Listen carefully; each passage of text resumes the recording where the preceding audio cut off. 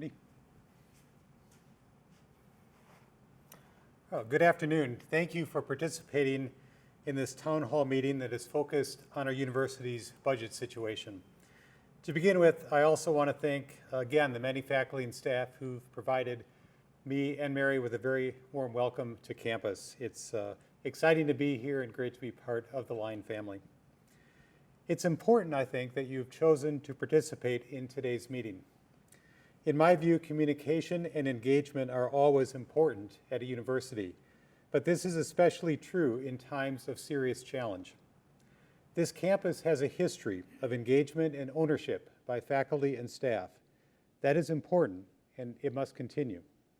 The town hall on COVID-19 last week and today's town hall on budget are designed to support that type of culture. Today I will make some brief comments, and then Vice President for Business Affairs, Mr. Rob Youst, will provide you with information on our budget situation, and Provost Dr. Paula Carson will provide some additional perspective. Also, and I'm grateful, you will hear from the President of our Faculty Senate, Dr. Mick Gunderman, President of Staff Senate, Deborah Scow-Smith, and the Chair of the Empowering You Committee, Mike Ofer.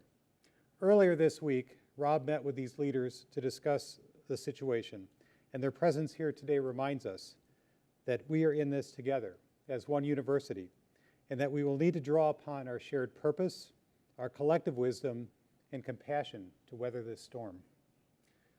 Following everyone's remarks, we will address questions from the campus community. The primary goal of this meeting is to more fully inform the campus about our current budget situation and the serious financial situation we face in fiscal year 2021, which began July 1st. Related, the Missouri Southern State University Board of Governors will meet a week from today to consider adoption of this year's budget, which in normal times would have been done in June.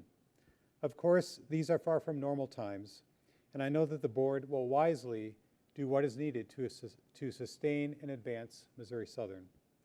Today, Rob will also share some of the most significant items that we are considering bringing to the board.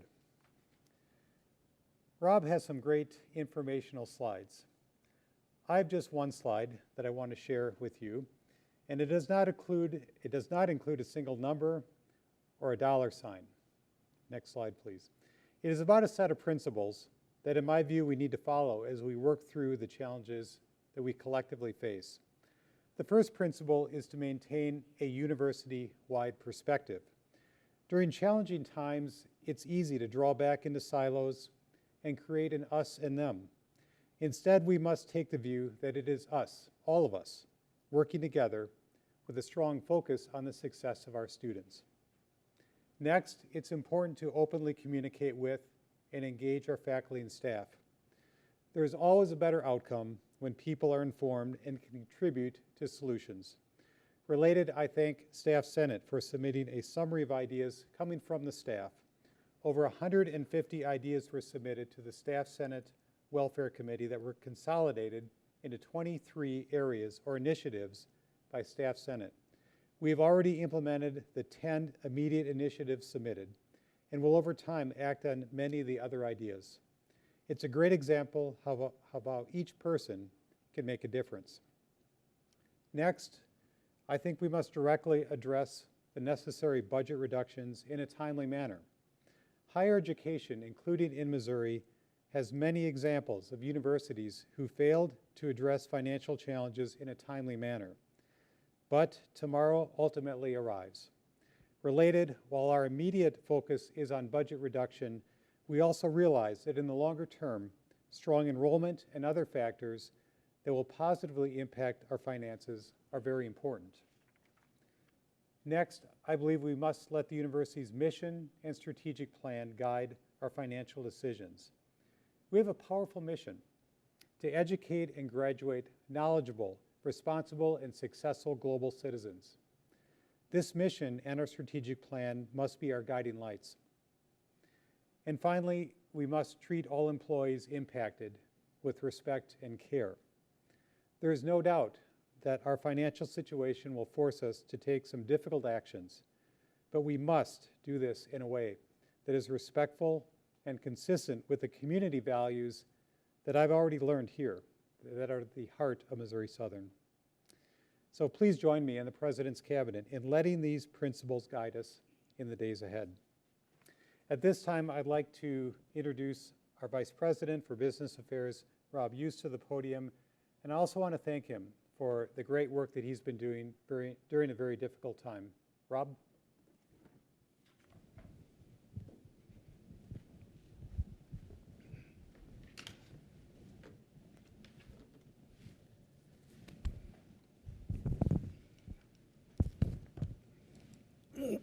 Thank you, Dr. Van Galen. I wish we were here under more pleasant circumstances, but the circumstances around the nation and the country and the nation and the United States and the world, if you will, have dictated that we are here to discuss the budget in different circumstances than we've ever had.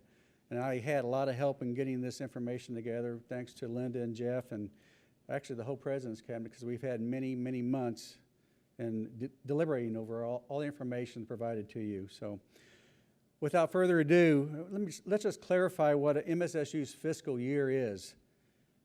When I mention, and I will mention it several times, what FY20 is, that's our fiscal year that began July 1st, 2019, and ended June 30th of 20, just a few weeks ago.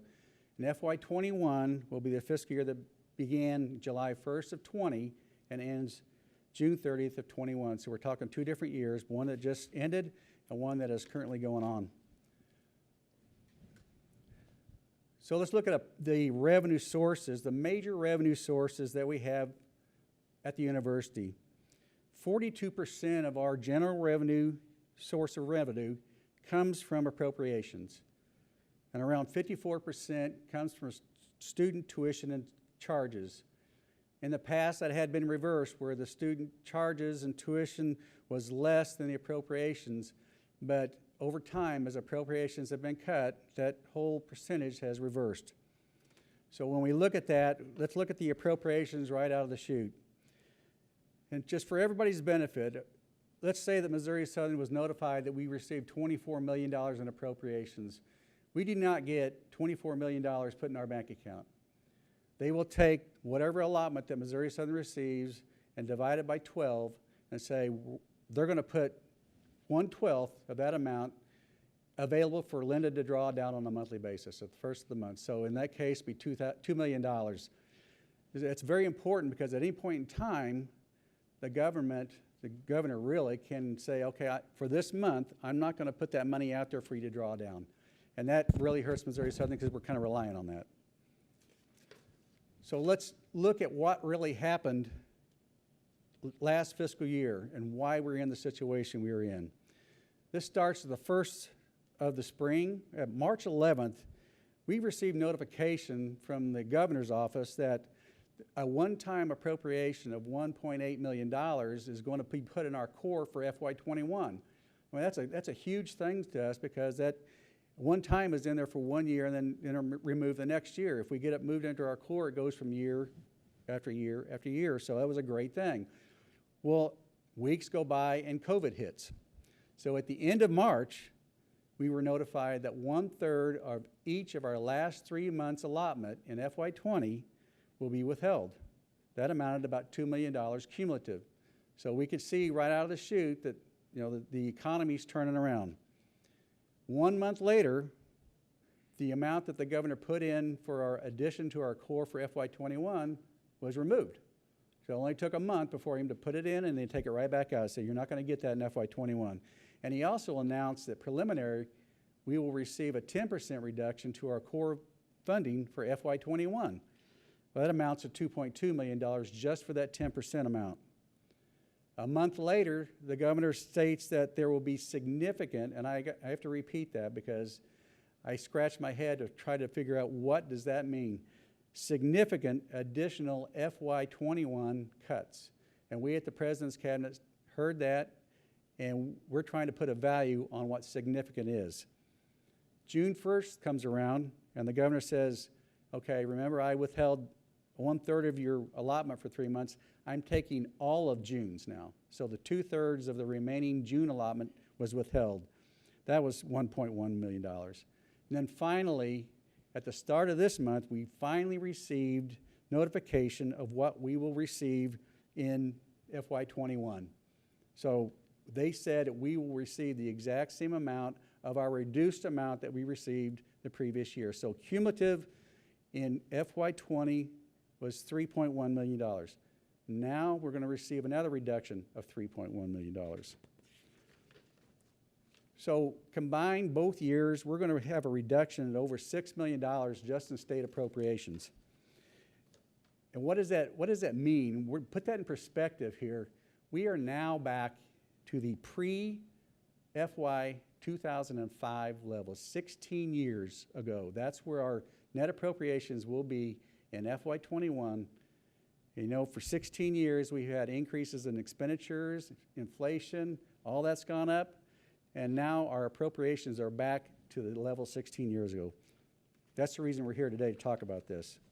So why are appropriations down? Economic conditions nationwide, and specifically in Missouri, we all have heard that on the news. It's not good. It results in a loss or reduction of sales tax revenue, income tax revenue, and actually, oddly enough, lottery sales. And all of those components go into what the state uses to fund state agencies such as higher education.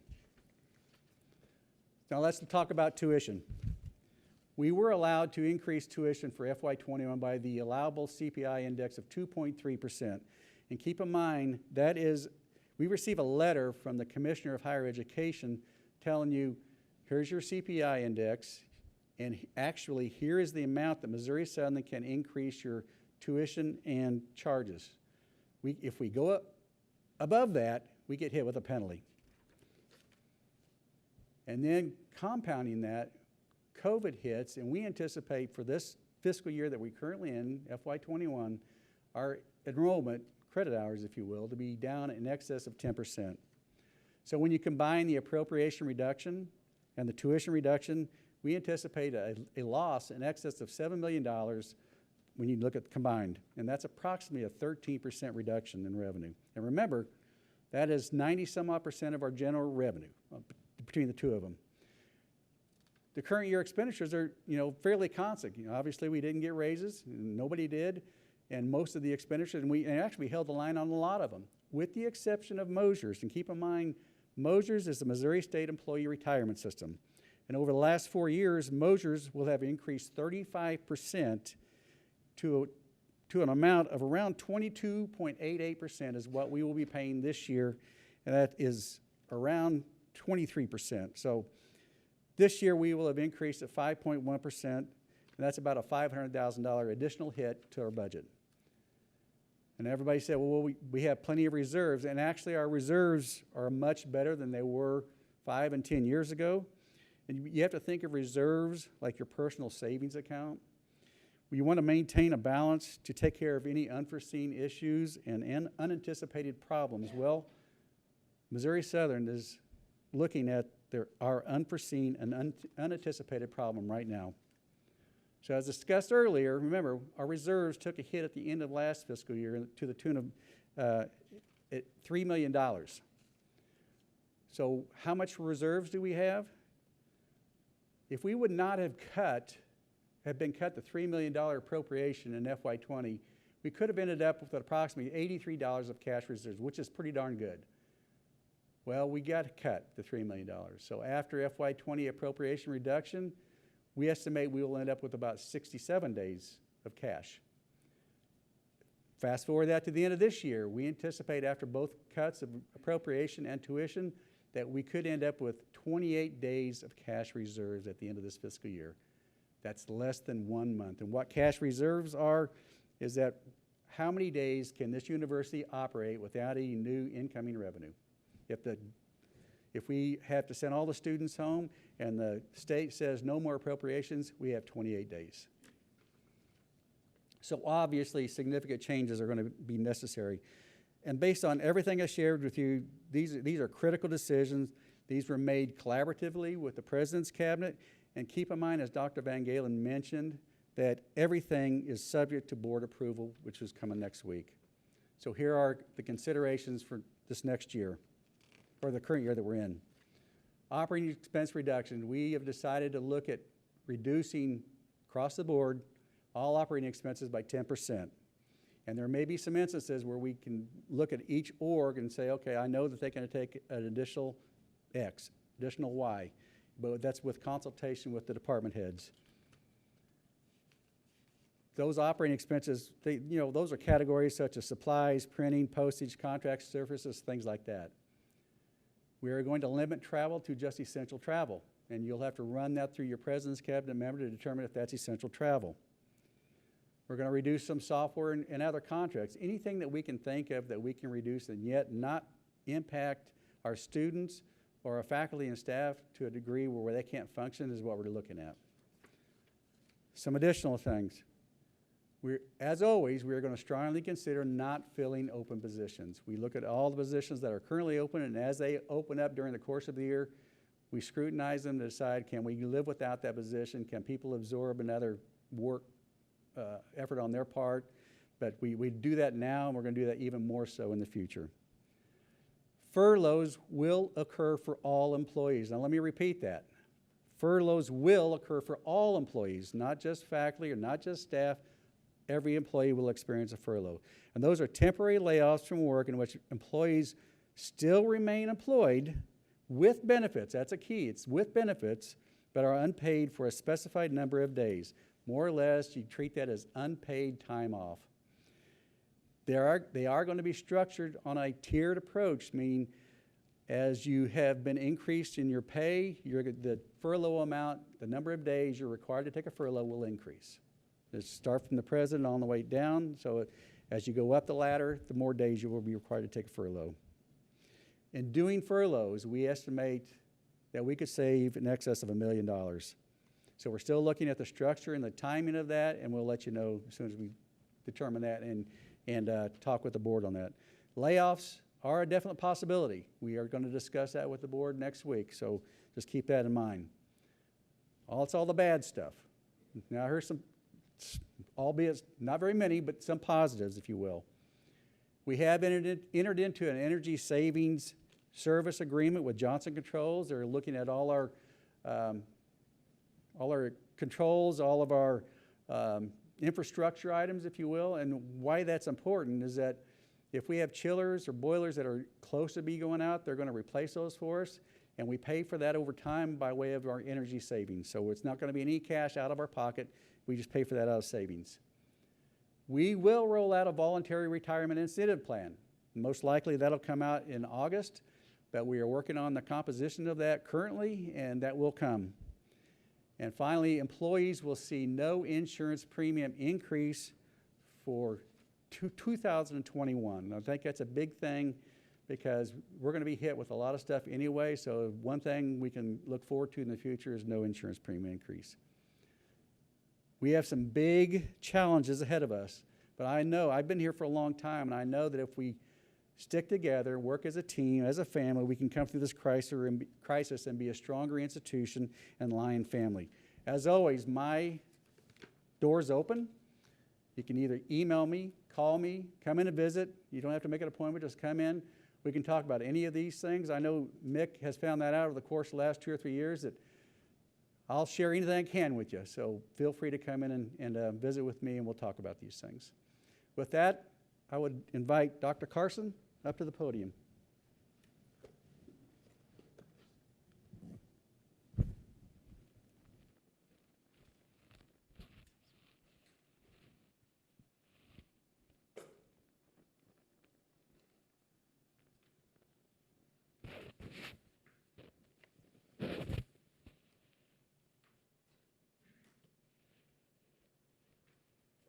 Good afternoon.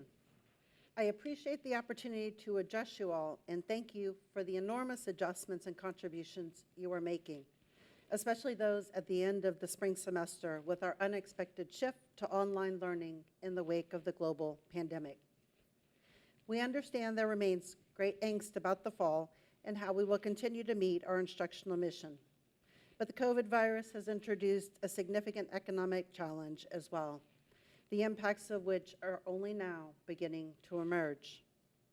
I want to begin by thanking those who have been addressing these challenges since late spring. The work we have before us is significant, yet accomplishable, and presents us the opportunity to make some adjustments here and now that will contribute to our long-term viability and vitality. Throughout our budgetary review, our goal has been to maintain our level of excellence in instruction and student learning while minimizing the economic impact on our human resources. This has been a challenge of unparalleled magnitude. There are two ways to enhance our sustainability. One is to increase revenue, and the other is to decrease expenses. Both are options, although one is arguably less painful than the other. Further, this journey to action begins with understanding. In the coming weeks and months, I would encourage you to strengthen your financial literacy about the institution on a macro level, but also on a personal level. Please use the tools available to us through Empowering You and other transparency initiatives. Study the scoreboard and know where your department stands. Examine SCH reports as a unit. Consider what you might do to increase enrollment and retention in your classes. Calculate what a student pays to attend just one session, one class in your course. Examine the viability of courses that have historically low enrollment and deliberate what can be done. We ask you to be creative and innovative, to please recognize that business as usual will not get us to where we need to be. Here's some things for you to consider. In this era of social distancing, would it make sense to consider switching your Tuesday, Thursday classes to Monday, Wednesday, Friday to enable you to offer a high-flex model that provides students the opportunity for the personal interaction they so desire in a safer environment? Instead of traveling to conferences, might you develop a network of peers among which you could seek feedback on your scholarly work? Can you stack or create vertical courses, as is historically done in art and music, and now in many other areas, to provide students with advanced, enriched learning experiences without low enrollments? Can your department re-examine the tradition of non-alignment between workload credit and actual SCH production? Can you use all the various mechanisms available to you through shared governance to examine existing policies and practices that may no longer be relevant in today's educational and economic environment? For example, is 12 the most appropriate minimum number for a class size? How was that determined? How many low enrollment courses can or should your department support? What does it take to financially break even? Should the summer calculator be adjusted so that the university is able to realize some benefit to the general fund from classes offered? Are your programs, tracks, and majors viable in their current state? Does it make sense to collectively examine, as a department, course evaluations to strategically use that feedback to make improvements for the students? We are asking you to deliberate these difficult questions so that we can better insulate ourselves from an unpredictably dynamic future. We do not know what the fall will bring in terms of the impact of COVID. The world over is being forced to prepare for a multitude of contingencies and scenarios. We are not immune from the need to do that. Adjustments are necessary in order to save as many of us as possible, for we are needed to help students learn and create better futures for themselves and for our society. On the positive side, we will have many new options for the integration of enriching software into your courses. We will have the opportunity to truly make an impact on student lives in many ways. And we have the benefit of access to much data and information to help us figure out how we can address these problems. COVID stinks for everyone. Arguably, no one currently in higher education has ever gone through the budget challenges as difficult as the ones we now face. But we are confident that we can succeed in addressing these challenges. It will, however, take a collective spirit. It will require us to shift our focus. It will necessitate an orientation of the greater good. It will demand a stronger tolerance for ambiguity and flexibility. But these are the things that define us as an institution. things that we can do, things that are not fun and not easy, but things that we can accomplish if we work together. It is now my pleasure and privilege to introduce Dr. Mick Gunderman, President of the Faculty Senate.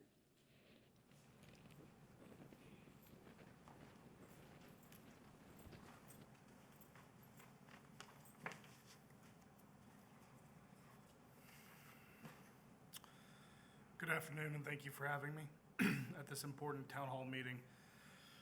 There are a lot of unknowns and uncertainties surrounding the budget crisis, as well as COVID-19, which result in very real and understandable fears. Oftentimes, I find it very difficult to speak for all faculty, but I am comfortable in stating that the faculty do acknowledge and understand the difficult position we're in at Southern.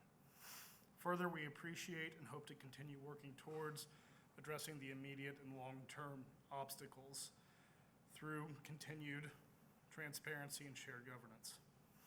We understand that there are no perfect solutions for the problems we're facing, and many sacrifices will be needed to make sure that in the coming weeks, months, and years, we are a viable institution. If you have any feedback related to the budget, to COVID, to any of the many things Dr. Carson just addressed, please know that their doors are open. Dr. Carson, Dr. Van Galen, Mr. Yost, and your faculty senators. We are all here for you. And I just want to reiterate that there is strength in unity, and if we come together, we can survive this. It is now my pleasure to introduce the President of Staff Senate, Deborah Scow-Smith.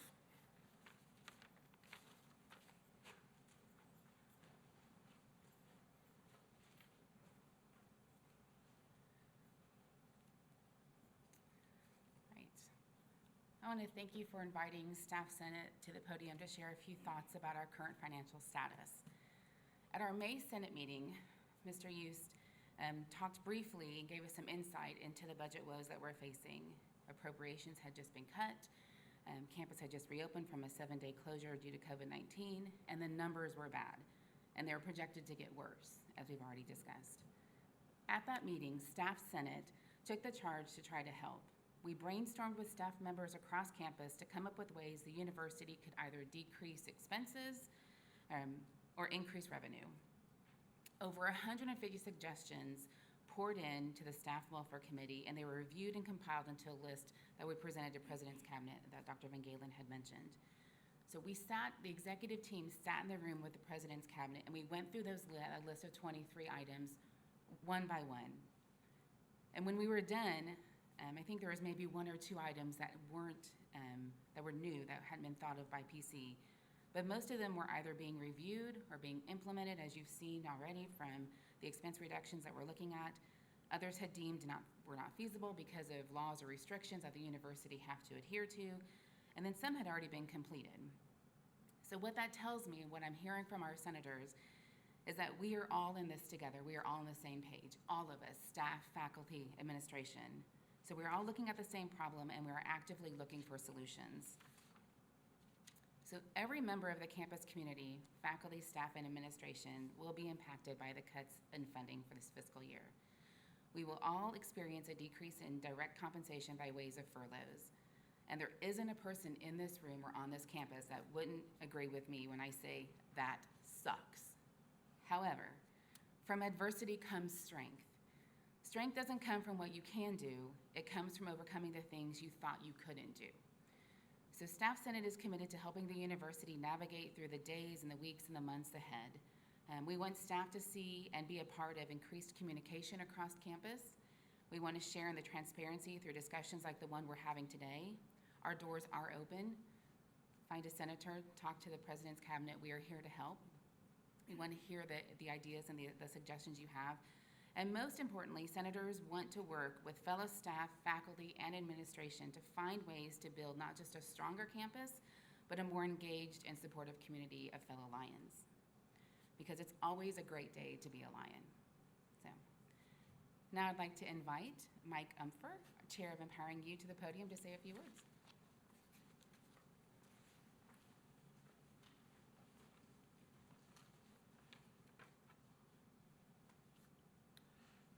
Good afternoon. I'd first like to thank the administration for having these town halls. It really shows the transparency. In the last couple of weeks, me being able to come to your office, ask your question, your doors are always open, and I definitely encourage each of you to do the same. The Empowering You initiative is about open book management, with the emphasis on transparencies regarding university finances and retention. We have worked hard to translate MSSU's official state-required financial reporting into something that all employees can understand and find. This allows all campus personnel to explore how they can impact the financial and student success. Translating into financial reports involves developing a universal dashboard where the finances are right there at your desktop and you can always see. Just look for the EU doc icon. Empowering You is developing training materials to help ensure that all employees, both faculty and staff, understand not only the university's finances, but how what each of us do every day impacts the finances and student success.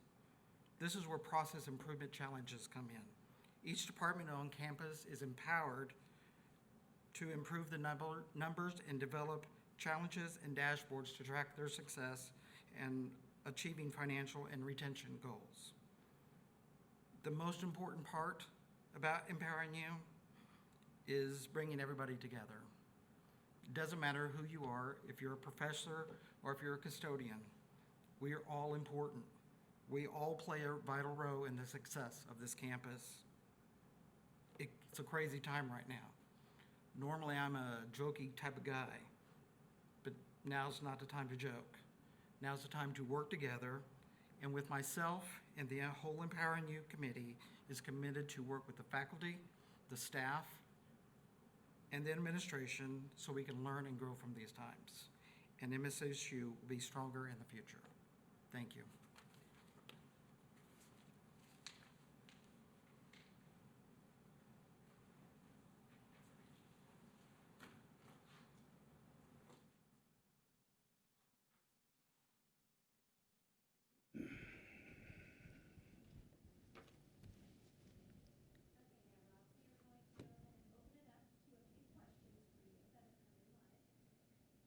As furloughed employees, are we eligible for unemployment? Many of us don't have emergency cash reserves. Is your mic on? Okay. Yes, those individuals are eligible for unemployment. I think the HR office will be able to help you and assist you with how to do that. I don't know much about the unemployment process, but I know that we are looking at 5-day increments for the salaried folks so that they can group those and file for unemployment if needed. The hourly people will have those days here and there, but all those days are eligible for unemployment, and the HR office is there to help you. Why furlough rather than a percent salary reduction? When will we know what timeline and length of these furloughs? First of all, we are looking at furloughs from the time frame of August 1st through May 31st. That coincides with the faculty's contract time, and so we're going to try to schedule the staff, the non-faculty people in the same timeline so that we're all in this together. We did furloughs in lieu of pay cuts because we've heard from some of the employees that they feel pay cuts, one, you're doing the same job, just receiving less money, and we're hearing they're never guaranteed that the pay cut will come back. Now, we know that isn't the case, but I'm telling you that the furloughs, it'll be a set number of days within the set time frame.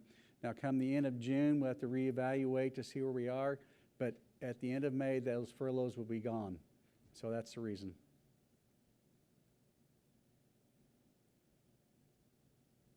How many days average are being looked at as furloughed per month so employees that need to make adjustments for their income can do so? We are looking, like I mentioned earlier, we are looking at 5-day increments. So the least paid employee, the amount will be 5 days. The highest paid employee, Dr. Van Galen, will experience 25 days. So it goes in 5-day increments by way of your salary. 0 to 50,000, 50,000 to the next level, the next level to the next level. It just stair steps up. If furloughed, can vacation or sick time be used? Furloughs, look at furloughs as unpaid time off, period. No vacation, no sick days. You will not get paid for those days. Is state leadership doing anything to try and increase federal support aid for higher education that can be more broadly applied than the CARES Act, perhaps in future stimulus packages? I know that we had a suggestion, one of our Board of Governors had a suggestion that we ran up the flagpole, if you will, to the Missouri state government, and that was, would the state be willing to fund our Mosers retirement payment for all higher ed institutions? And if the state receives federal monies, if you will, they can pay themselves back. That did not receive any traction. So we are trying our best to think of ways we can have the federal government, state government help us in any way. Keep in mind, Missouri Southern is not in this by ourselves. All across the state for one and across the nation for other, we're all in this together. So the troubles that we are experiencing may be compounded, and we know at some institutions are compounded throughout the whole state of Missouri. If layoffs are more likely pending, what is the estimated % of faculty staff currently being considered? I don't have that right in front of me. We are looking at a combination of both, and I don't know, there's never been this side needs to take this amount, this side, we don't look at it that way. We look at it as a whole, as a university. So we are asking each president's cabinet member, if we have to do layoffs, identify some individuals that we need to lay off. And so there's no distinction between the faculty or staff, this or that. Does this apply to part-time staff? Which one, the layoffs or the furloughs? Both. The furloughs, I'd have to check on that. You know, I kind of doubt that because sometimes it'll drop them below a status, and we're not sure if we can do that. We're mainly looking at full-time staff right now. The 5-day furlough, will that be 5 days in a 10-month period or 5 days per month? 5 days in a 10-month period. Whatever is required from your group, your pay group, it's 5 days in that this fiscal year, really. The energy savings agreement would not show any savings until implements. So is that maybe 2 years from now? No, it's implemented right now. They're going around currently and looking at things, lights, fixtures, chillers, boilers, those kind of things, and they're implemented. You know, like I mentioned earlier, one of the major savings right now is if we have, and we did experience this last spring, that a chiller went out in Plaster Hall, that we were able to throw that into the energy savings contract. Otherwise, Missouri Southern would have been out $800,000. But since we put it into that, then they're going to cover that. And as the equipment that we are installing becomes more efficient, switching them out, that's where our energy savings will appear. How long will the furloughs last? So maybe not necessarily, we know 5 days, but will it be just this year? This year, 1 year, FY21. Like I said, everything we mentioned today is this calendar year, or this fiscal year. We go through June 30th of 21. Now, we have to reevaluate how we're going to do this. Is we're going to sit down with the board in November or December and reevaluate to determine where our financial situation is. Let's just say the financial situation improves greatly. Well, maybe we can stop the furloughs, which is great. We'd love to do that. I'm not going to say it's going to happen, but it's all contingent upon the economy and where the state is.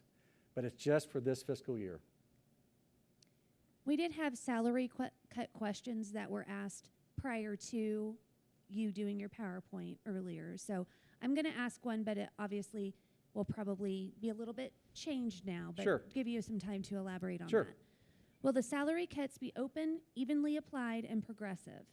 So higher wage earners receive larger percentage cuts, while employees making less be less than a certain amount be spared cuts. As I mentioned, there was a concern that we were going to do furloughs in addition to salary cuts. That is not happening. We are doing furloughs. And so the furloughs, like I mentioned, will be applied on a hierarchy tiered approach. The more you make as an individual employee at Missouri Southern, the more you are going to be expected to take as a furlough day. What are the categories for salaries and number of furloughed days? For example, if an employee is salaried at $60,000, how many days would that require? That's still in the, we're still trying to determine that. We have to determine what the board wanting to do. There's no set, standard right here, right now that we're looking at. We're looking at questions, so That's fine. just 1 second, please.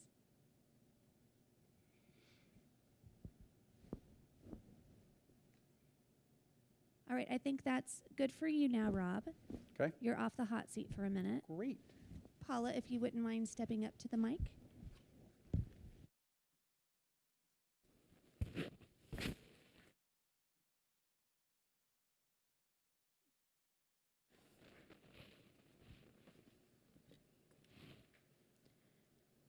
All right, let's see.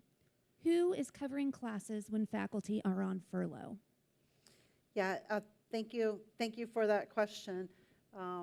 I wanted to make a prefatory comment. That is, we only got to the furloughs and other human resource actions after really looking at everything else comprehensively, cutting as much as we could from operations, from all other funds. And so impacting human resources was a last-ditch effort to take as little as possible, but to close the gap so that we had, more than less than a month of operating. So faculty furloughs are something we've looked at for a long time. It's more typical for faculty to get salary cuts than it is for furloughs. Obviously, you're not going to be able to take furlough during the instructional period. That's not the way it's done. It's not something that can be accomplished. It's really very destructive to our students. And so we have a contract year, and that contract year begins on August 1st, and it runs all the way through May 31st. So we have that 10-month period. During that 10 months, we have periods of breaks. We have spring break. We have a large amount of time when the campus is open between Christmas holidays and New Year's return to spring. So what we're going to do is we're going to define periods that are not active instructional periods, and we are going to work with deans and department heads to give options so that there'll always be some advisors available, some faculty for Southern Welcomes and things like that. But to identify weeks, a period of weeks, numerous of those, throughout the entire contract year to decide. But let me be perfectly clear, we're not going to a situation where this is an opportunity for an unpaid faculty vacation during an instructional period.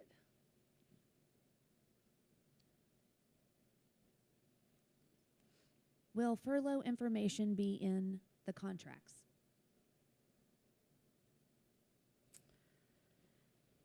The contracts this year, because we don't have a budget, were very atypical. So there will be a communication. The contracts that were sent out are the contracts, and as articulated in the contracts, there was going to be addendum in the form of salary letters. The salary letters will be conveyed as soon as the board votes on a budget, and we're able to determine what the economic equivalence of the furloughs will be to make the salary adjustments. At that particular time, the furloughs will be inherently reflected in the salary, but we will also be able to make schedules available to those, and we can include that as part of the salary letter as well. Again, we will have, right now, as Rob indicated, we only have proposed categories for the furloughs, and we don't exactly know what the cutoffs will be. Will it be X dollars, or will it be X plus $5,000? We're not precisely sure, the preference of the board. But we will have faculty, and my professional guess, we will have faculty probably spread out over 3 different categories, resulting in 3 different lengths of furlough days. Will administrative leave, let me start over. Will administration leave the clause in the faculty contracts that stipulates they can further adjust salaries during the upcoming academic year at their discretion, or will faculty receive a firm salary offer that is fixed? Yeah, so again, the contract is the contract. The way we had to issue the contract, I know, is very different, and not the preferred contract that we wanted to issue, but really, quite frankly, the only form of contract we could issue. It will not be rescinded. It will be supplemented by an addendum salary letter. So there will not be a separate contract. That will be the contract. That verbiage will be there in the contract. I can tell you, obviously, we only got to this furlough point after a great deal of deliberation and angst, and the realization that you just could not, without making deep cuts into academic programs, that you could not achieve the savings that we needed to. And that was the only and last resort to which we went. It is not our intent or belief or understanding or expectation that we would have to make further cuts, but that clause will stay in there because there is the possibility, as we have seen now for a few years, of additional mid-year cuts, restrictions, clawbacks of funding. We all know that the state Medicaid expansion vote is coming up on August 4th, and those who are on top of the situation believe that will pass. If that passes, that will cost the state an additional $350 to $500 million. There's only finite pools from which the state can draw those funds, and so we're hoping for the best, but we need to plan for the worst. Okay, we have a common thread in a few of them. So can furlough days be scheduled over breaks, or how do those work with things like required contact hours for courses and other accreditation requirements? Courses can be scheduled over breaks. Again, the contract runs a contiguous period, and so anytime during that where there is not active instruction, furloughs can be scheduled. But again, we're going to have to work that out with departments and department heads and deans to make sure there are always some faculty available to serve the ongoing needs of the students, particularly in this very dynamic time. We don't really know how this semester, how this academic year is going to look. So they can be scheduled during what traditionally, customarily have become breaks or times when faculty are not here. Okay, thank you. We have about 15 minutes left. So if Dr. Van Galen, if you wouldn't mind joining us at the podium. Thank you. Thank you, Paula.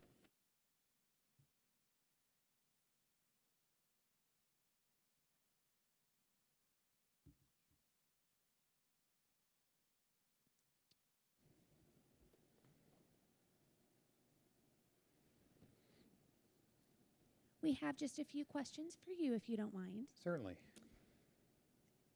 After a lot of people have been asking, how can we help? Should we contact our senators, representatives? What can we do to help? I think there are a number of things. I would start on our own campus, enrollment. We know that our primary funding comes from the state of Missouri. We know revenues are down. We know they have their challenges, and also from tuition revenue. So I think you know this, the importance of recruitment and retention of students. That is something we can all do every day, and I mean everyone on campus. The difference is made one student at a time.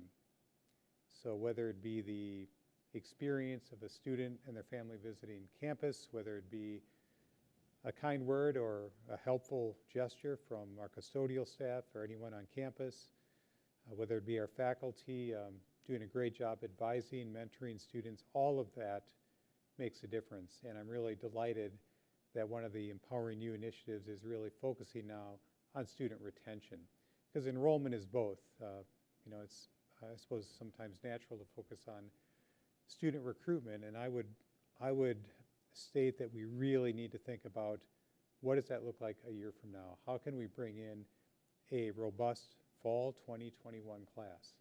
But retention, success of students is every day. And during this fall semester, it's going to look very different. And I think how we adjust to that and what we do, that's something everyone can do. In terms of state funding and advocacy, it's a larger question in some ways. I can tell you last week I met with our legislative delegation. I think they are not unsympathetic to our plight, and at the same time, unemployment is up, state revenues are down. This pandemic has in many ways ravaged every part of our society.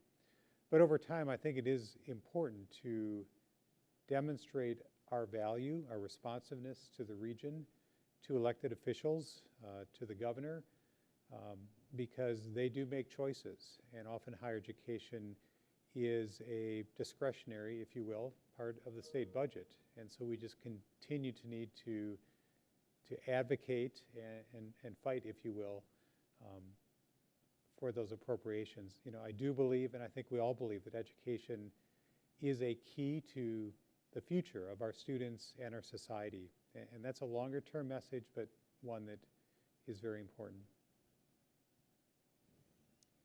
When Board of Governors meets, could they decide and vote to have more than 5 days furlough?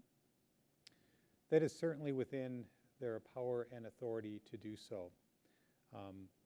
I think, and this would be my first board meeting, but my sense is that they would look to the university, to the leadership, for a thoughtful recommendation with rationale, and they want to make sure that the institution is financially viable, that we need to take the actions that we need to take. But I also know them, the board, enough to know that they're also very understanding of the human impacts of some of these choices. I think maybe I'll take that opportunity to make a couple of related comments as I was listening to questions and the answers. I go back to this idea of engagement and feedback, and I have to be honest, it is really striking the spirit I hear in everyone's comments about being in this together. And I know that's never done perfectly, but I believe that that is a wonderful quality of Missouri Southern, and it's uncommon and precious and something we need to hang on to and take advantage of. This idea of feedback, next week, I and some other leaders will be meeting with Faculty Senate, Staff Senate, Empowering You, and I think we're looking at their executive committees. I want that group in particular to further understand, but also to provide some feedback. We have some choices, some options within the idea of furloughs, for example, and some other decisions we make. It's certainly true the board looks to me and leadership for those decisions, but I want to hear from those groups and to put some options out there. What are the pros and cons? I think it's important not to kind of engage at some superficial level, right? You have to listen. There has to be some dialogue, and so we're going to do that. I also think that all the questions about furloughs, it can get complicated, and there are federal laws that start to impact what is possible, what is not possible. I think it's going to be very important to provide good communication about furloughs, and maybe we should look at a web page, frequently asked questions, some way to start to answer some of these questions. It's really not just as simple as, take 5 days, right? There are a lot of rules and things we need to follow. And so we want to do a really good job at communicating to the campus what that looks like. And the other comment I want to make is about uncertainty. Uncertainty is very difficult. It's stressful. And I know as I thought about this meeting today, one of the more challenging parts of it is we don't have all the answers. But I know our leadership team felt it important to get this in front of the campus, tell you where we're at, why we're going to have to take some of these actions, and let you know what we could. But I also know that this town hall leaves people with unanswered questions that can't quite be answered yet, and uncertainty. And I'm sorry for that, and it's stressful. If you look ahead, the Board of Governors will meet a week from today, Thursday afternoon. We will bring to them a proposed budget. Assuming they approve a budget, I commit to communication with the campus in certainly the days ahead to provide communication clarity on what's going to happen here. So I just want to, I guess, express my regret that we don't have all the answers today, that causes stress, but this is where we're at, and that's the plan moving forward. We have about 5 minutes left, so I'm going to go ahead and ask one more question, and then you can wrap it up.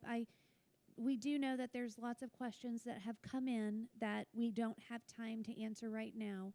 So we'll be trying to get those questions to Dr. Van Galen and PC to look at timely answers to those in the future. So, last question.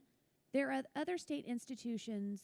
What are they doing? Is there an effort to benchmark tactics that they're using and using the good experiences of other organizations that have tried and have been successful with? Yeah, as Rob mentioned, virtually every university is facing these same challenges, and I've tracked what other campuses have done. I would say the tools that we are using here are the common ones within higher education. Unfortunately, or fortunately, much of our budget is people, right? And so it's very difficult to reduce expenses unless you look at that. So furloughs, layoffs, reductions in programs, but when you get into academic programs, it's important we do have a process to do that. So typically it's not something you want to or should do in the short term. The other side is the revenue side, right? Enrollment. And that, again, it takes time, but I always try to look at impacts now, but what can we do to position Missouri Southern in a good place a year from now, 3 years from now, 5 years from now. So that will also require engagement from the campus. Are there academic programs we should be looking at? Is our admissions process as effective as it can be? All of those types of longer term questions. But really the actions we're taking, this is broadly what is going on in higher education. The other point I would make, and Rob talked about reserves, I give great credit to this institution for building significant reserves over time. Those are not enough today to prevent these types of actions. However, without that foresight, we would be facing an even much more difficult situation, and you do not have to look too far to see that other institutions have followed that route, which is why one of my principles was we need to face this head on and not kind of kick the can down the road, because tomorrow will come. So I'm grateful for Dr. Marble and this campus starting Missouri Southern at a place before the pandemic that now helps us today. Okay, thank you very much. If you want to have some closing remarks. Thanks, Heather. Well, to close, I want to thank everyone again for being part of this. We will do more of these. We will have a lot of communication, especially over the next couple weeks as we face these changes, these challenges. Keep sending questions. Sometimes we don't know what's out there unless we hear the questions. And that could be feedback directly in an email. It could be something we bring up in a town hall meeting. It could be in the FAQs. So it's so important to have good communication during these times, and that's certainly my commitment and the PC's commitment. So thanks again for being here. I do hope everyone has a great weekend. Thanks.